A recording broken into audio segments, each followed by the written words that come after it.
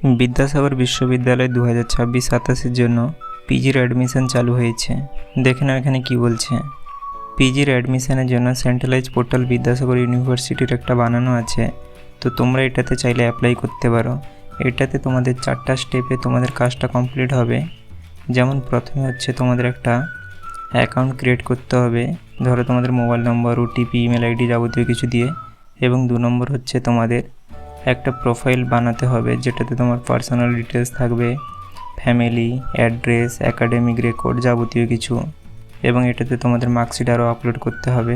এবং 3 নম্বরে হচ্ছে চুজ অ্যান্ড র্যাঙ্ক। এটাতে তোমরা তোমাদের কোর্স, কলেজ আরও যাবতীয় কিছু সিলেক্ট করতে পারছো, কিংবা যে সাবজেক্টগুলো তোমাদের অন্যান্য বিদ্যাসাগর ইউনিভার্সিটির সাথে অ্যাফিলিয়েটেড কলেজগুলোতে নেই, সেগুলো তোমরা বিদ্যাসাগর ইউনিভার্সিটিতে সিলেক্ট করতে পারবে। এবং এটা হচ্ছে পে অ্যান্ড সাবমিট।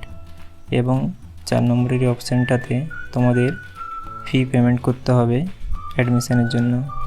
এবং দেখুন এখানে নোটিশটাতে কি বলছে। বিদ্যাসাগর ইউনিভার্সিটি, দেখুন এটা কালকে ডেটের notice. Admission notification for the academic year 2026-27। দেখতে পাচ্ছ এখানে লেখা আছে পিজি ফার্স্ট ইয়ারের জন্য অ্যাডমিশনটা চালু হয়েছে 2026-27 বর্ষের জন্য। এটা বিদ্যাসাগর ইউনিভার্সিটি এবং তার সাথে অ্যাফিলিয়েটেড কলেজগুলোর এই লিঙ্কে ক্লিক করে তোমরা করতে পারো। এবং তোমরা তোমাদের অ্যাকাউন্ট আরও ক্রিয়েট করে অ্যাপ্লাইগুলো করতে পারো। এবং এখানে বলছে কেবল ছাড় আছে যেগুলো অটোনোমাস বা প্রাইভেট, অর্থাৎ বিদ্যাসাগরের আন্ডার যেমন মেদিনীপুর ডে কলেজ কিংবা মেদিনীপুর সিটি কলেজ, এরকম আরও যদি কিছু থেকে থাকে এইগুলো বাদ, ওগুলো তারা আলাদাভাবে অ্যাডমিশনের নোটিশ দিবে। এখানে এটাই বলছে। এটা কেবল ইউনিভার্সিটি এবং ইউনিভার্সিটির আন্ডারে যতগুলো কলেজ আছে তাদের অ্যাডমিশনটা তোমরা এখান থেকেই করতে পারো। দেখুন এখানে দেওয়া হচ্ছে ডেট আরও। অ্যাপ্লিকেশান ফর্ম তোমরা অনলাইনে ফিল আপ করতে পারো 25/5/2026 থেকে। লাস্ট ডেট হচ্ছে তোমাদের 5/6/2026 অবধি। এবং এখানে বলছে তোমরা কারা আবেদনটা করতে পারবে। The candidates appearing in UG 6 semester single major 2026।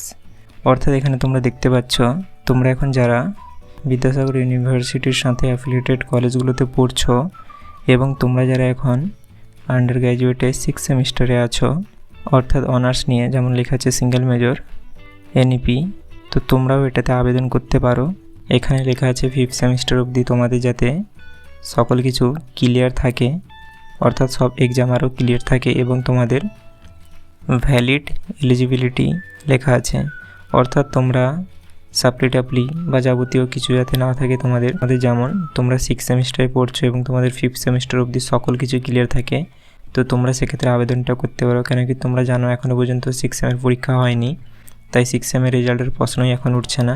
তাই এখানে অ্যাপিয়ারিং কথাটা বলেছে, অর্থাৎ তোমরা যারা এখন 6 সেমিস্টারে পড়ছো তোমরাও চাইলে এটাতে আবেদন করতে পারো, কিন্তু সেক্ষেত্রে একটাই ক্রাইটেরিয়া, সেটা হচ্ছে এটাই, তোমাদের সকল কিছু ক্লিয়ার থাকা দরকার, কোনো সাপ্লিয়ারও থাকা যাবে না। এবং এখানে বলছে তোমরা যারা আগেই আন্ডার গ্র্যাজুয়েট পাস করেছো তোমরাও চাইলে আবেদনটা করতে পারো। এবং আমি আগেই বলে দিয়েছি এটা কেবল তোমরা বিদ্যাসাগর ইউনিভার্সিটি এবং সাথে অ্যাফিলিয়েটেড কলেজগুলোর আবেদনটা এখান থেকে করতে পারো। প্রাইভেট কলেজ কিংবা অটোনোমাস কলেজ তোমরা আলাদাভাবে করতে পারো। এবার দেখে না তোমরা অ্যাপ্লাই অবধি কেমনভাবে আসবে।